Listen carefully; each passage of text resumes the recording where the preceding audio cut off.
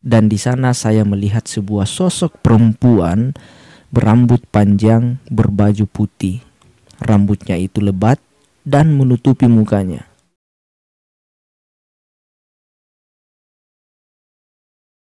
Jumpa lagi bersama saya di channel YouTube Trimono Group. Bagaimana kabar kalian hari ini? Saya harap tetap dalam keadaan yang sehat walafiat dan tetap dalam perlindungan Tuhan ya.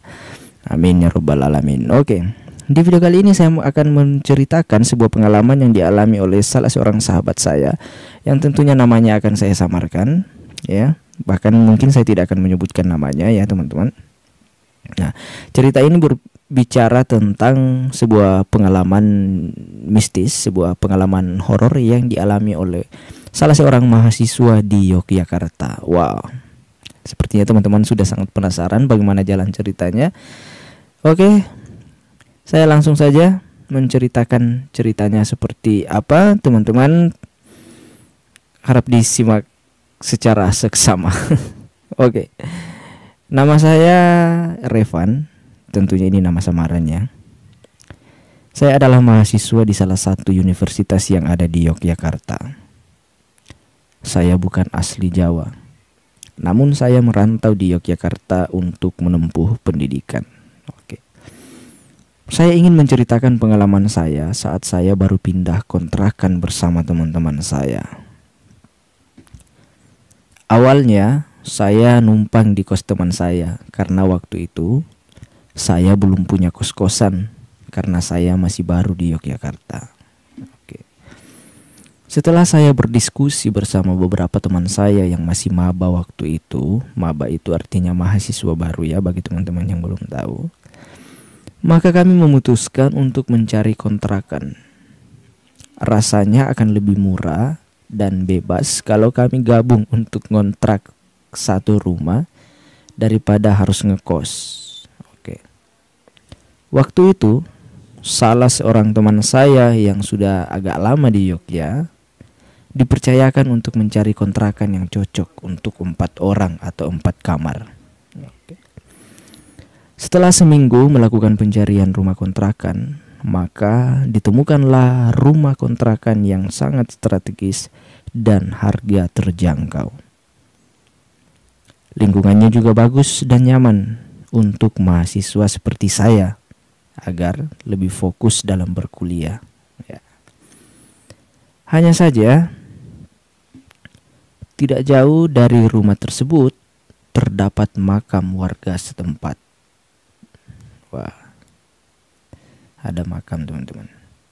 Nah, singkat cerita, kami akhirnya pindah ke rumah kontrakan tersebut.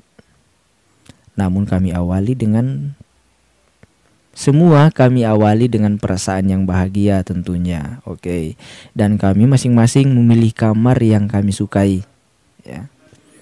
Saya sebagai maba dan yang paling muda waktu itu harus memilih lebih akhir karena kamar-kamar yang lebih bagus sudah dipilih oleh kakak-kakak senior saya ya. Saya kebetulan mendapat kamar yang lumayan bagus dan posisinya lebih dekat ruang tengah rumah tersebut. Setelah kami membersihkan kamar masing-masing, kami pun beristirahat karena waktu juga sudah malam, sekitar pukul 10 malam.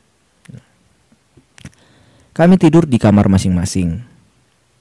Pas tidur itulah saya mengalami hal yang ganjil. Saya tertidur dan bermimpi, tapi saya seolah-olah bisa melihat suasana kamar saya. Saya bingung apakah itu mimpi atau apa. Karena saya bisa melihat, namun badan saya kaku, hanya mata saya yang bisa gerak. Di situ saya melihat dengan jelas langit-langit kamarku, pintu kamar, dinding kamar, ya. Jadi seperti suasana kamar saya. Ya, saya seperti tidak tidur karena saya bisa melihat semuanya. Oke. Setelah beberapa saat dalam keadaan seperti itu, tak sengaja saya menoleh ke arah kaki saya. Dan di sana saya melihat sebuah sosok perempuan berambut panjang, berbaju putih. Rambutnya itu lebat dan menutupi mukanya. Posisinya dia sedang duduk di atas kakiku. Ya, seketika saya tidak bisa menggerakkan kakiku dan semua badanku kaku. Bahkan untuk teriak pun aku nggak mampu. Ya. Saya hanya bisa menatap sosok tersebut sambil berusaha tersadar dari tidurku itu. Setelah agak lama, tiba-tiba sosok itu hilang, kemudian saya pun bisa terbangun dari tidurku. Saya tidak pernah menceritakan kejadian ini kepada teman-teman kontrakan saya. Dan bagusnya bahwa kejadian itu sudah tidak pernah terulang lagi sampai kami selesai ngontrak di rumah itu. Saya hanya beranggapan bahwa sosok yang saya lihat itu adalah sosok penunggu rumah yang menunjukkan dirinya seraya memberi tanda bahwa saya ada di sini, semacam berkenalan atau mengucapkan selamat datang. Karena setelah kejadian itu, kami tidak pernah lagi mengalami hal-hal aneh. Begitupun juga dalam mimpi. Ya. Mungkin ini saja cerita saya, pesan saya, tetap berhati-hati dan tetap sopan saat berada di lingkungan yang baru agar tidak menyinggung para penduduk sekitar maupun para penghuni tempat baru kita tersebut. Sekian, terima kasih. Oke.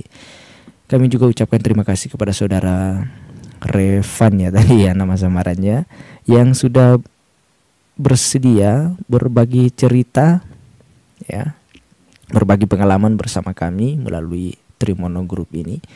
Ya, semoga kita pengalaman yang dialami oleh saudara kita ini yang bisa menjadi pelajaran buat kita, khususnya di bawah sudah ada pesan ya. Tetap berhati-hati dan tetap sopan saat berada di lingkungan yang baru ya, agar tidak menyinggung para penduduk sekitar ya maupun para penghuni tempat baru kita tersebut. Jadi bukan hanya makhluk halus tetapi juga penduduk setempat ya. Agar ya jangan sampai penduduk setempat juga merasa risih dengan kehadiran kita ya, dan juga ya tentunya ya jelas ya makhluk halus penunggu tempat tersebut juga bisa tersinggung apabila kita melakukan hal-hal yang kurang mengenakan ya. Oke sahabat Trimono Group, mungkin itu saja video yang bisa saya sampaikan, cerita pengalaman sahabat kita yang bisa saya bacakan hari ini. Semoga video ini bermanfaat untuk teman-teman dan sampai jumpa di video-video selanjutnya. Terima kasih.